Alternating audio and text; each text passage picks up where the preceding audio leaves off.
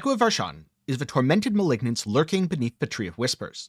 He's a great source of unique items, but can be quite challenging before your build gets OP and just obliterates him in a couple seconds. So in today's video, I'm going to start by going over the mechanics that you need to know to do the fight. This won't cover everything he does, just the most important things. Then I'm going to give a little bit of a fight demo, talking about some strategies as I do. And after that, I'm going to get into some bonus stuff, like where exactly you find Varshan, where to get materials to fight him, stuff like that. And so for now, let's get into things, starting with the key mechanics. Luckily, Varshan's pretty darn simple here. First up, he has some melee attacks, where he lashes out with his tentacle-like intestines. Some of these have projectiles, some of them don't. Unless you're undergeared, these abilities aren't particularly deadly.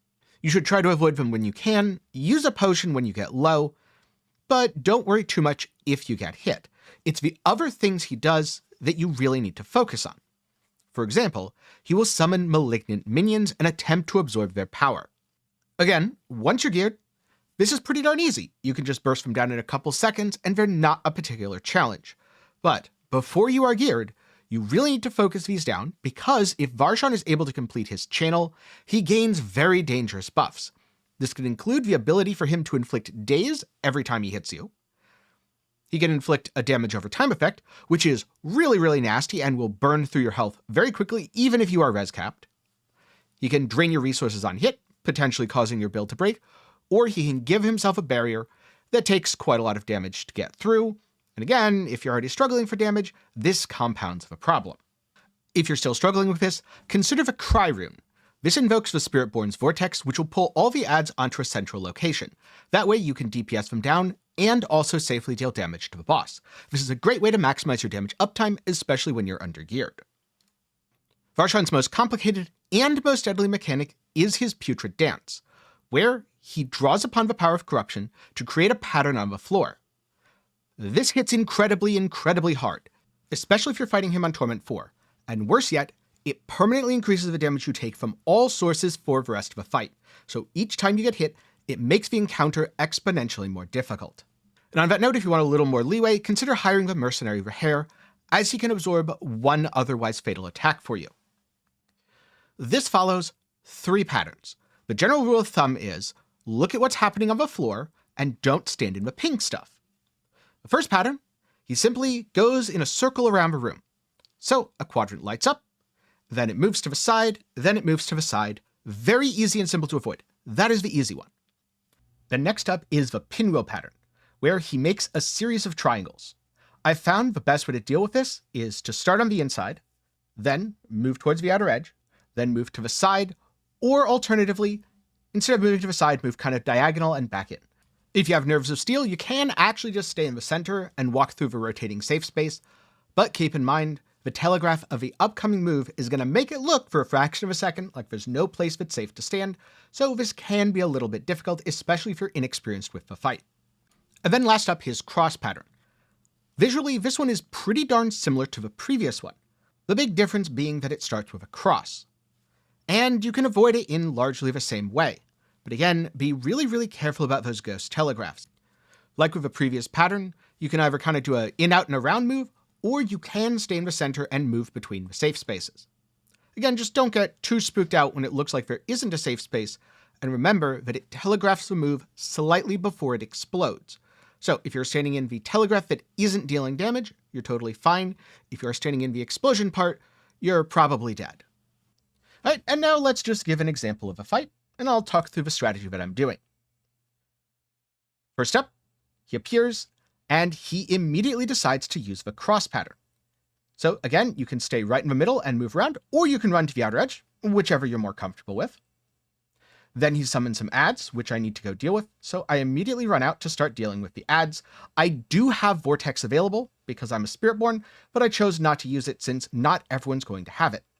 From there, he starts to do some melee stuff, which is pretty darn easy to deal with, and then he transitions into the pinwheel pattern, which I dodge by staying in the middle. From there, it's back to DPSing the boss, as he's not going to do anything for a little bit. While I'm taking a few hits from his regular attacks, it's nothing too problematic. And then he transitions yet again into another pattern. He often summons adds in between this, but it's a little bit random depending on his health and how much damage you do. So just go around the room, then he summons adds, Kill those ads, especially focus on the one where he's channeling if you're struggling for DPS. Get back on the boss, dodge a pattern, it's the easy one. This is the best one for getting damage uptime if you're going to hit Tormented Echo of Varshan. From there, his health's starting to get low. He's using a few more basic attacks, but it's not too scary since he hasn't absorbed ads. Then, that's the end of the fight. So next up, let's talk about where to farm Varshan, his materials, and a little more on that. He's located in the Malignant Burrow right near the Tree of Whispers. So if you head to the Tree of Whispers waypoint, simply walk up to the tree itself, enter the burrow, you'll be able to find your way to Varshan's altar. If you want to engage in battle with him, you need 4 Malignant Hearts, collected from various endgame activities, including grotesque debtors, who appear as you complete Whispers. So for example, this world boss dies, and after the boss dies, kind of hidden by the loot explosion, there's a little icon that appears on the floor and also on the minimap. This indicates a grotesque debtor is spawning who's going to drop a Malignant Heart. You will need 4 Malignant Hearts to take on the Tormented Echo of Varshan. And also remember, you must be in at least Torment 1 to fight these bosses, though the strongest and most rewarding version is currently in Torment 4. Now that you have everything you need to know to actually beat Tormented Varshan, what does he drop? Well, this is what he drops currently. However, Blizzard has liked to change this from season to season. So, if you want the most up-to-date version of his loot table for both regular and mythic uniques, then head over to MaxwellGG, link will be down in the description below. Check out the Echo of Varshan boss guide. Look for all the drops there, as that should be the most up-to-date version. So if you found this helpful, remember to leave a like, do be sure to get subscribed for more content, and ring the notification bell so you can be the first to see future uploads. On the other hand, if you're looking for something else to watch, I'll link to some of my other Diablo 4 boss guides up in the card and down below. Now, I don't know if this is just a me thing, but out of all the bosses in Diablo 4, Varshan is the one I am most likely to fail at the start of a season when I'm undergeared. I don't know, I think it's just the fact that he looks like a very simple and straightforward fight. And if you have a year to do him, he honestly is. You kill the ads, you dodge the stuff, you go back to DPSing the boss. Simple and easy. The problem is, if you ever fall behind on the fight, it gets exponentially more difficult because he's able to absorb the ads and empower himself. This means your DPS is a little low, you miss an ad spawn, oh, well, now the boss is empowered, he dazes you, you can't attack, which means you lose more damage, which means he absorbs another ad, and oh, now he drains your resources. And he gains a super shield, and now you can't damage him for a while. And all of a sudden, because you can't damage him, you can't recharge your potions, he absorbs even more ads, everything cascades from there, and it's very easy to get into that failure loop. So several times I've needed one of the rings he drops. This has been my first boss of a season.